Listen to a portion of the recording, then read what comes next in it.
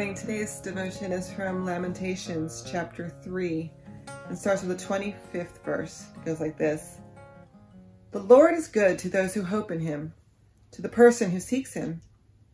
It's good to wait in silence for the Lord's deliverance. It is good for a man to carry a yoke in his youth. He should sit alone and be silent when God lays it on him. He should put his mouth in the dirt.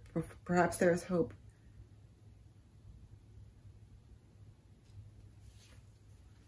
So, I don't know if you've ever watched a younger sibling with their oldest child. I'm the middle of the three of us in our family.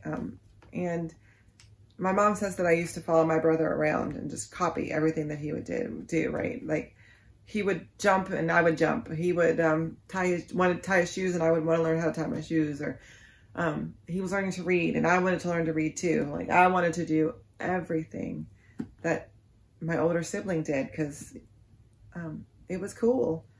Not because he was cool, but because he was doing stuff that seemed like it was really cool, right? Though maybe he's cool too. And so it's difficult, it's challenging to have to wait for things, to not be able to do it yet. Like, there's that conversation all the time. But you just can't, you're not old enough to do it, right? Have you ever had a teenager who wants to drive and they're just not old enough to do it yet? Or a little kid who wants to learn to ride their bike, but they're just not old enough to physically be able to do it yet. And that waiting is so hard. That's how it is with God sometimes. We're just not ready for whatever it is God has planned. We're not ready for whatever the next step in our journey is. And so we have to wait and be silent and hear and listen and learn so that we can be ready for whatever God has planned for us in the next step.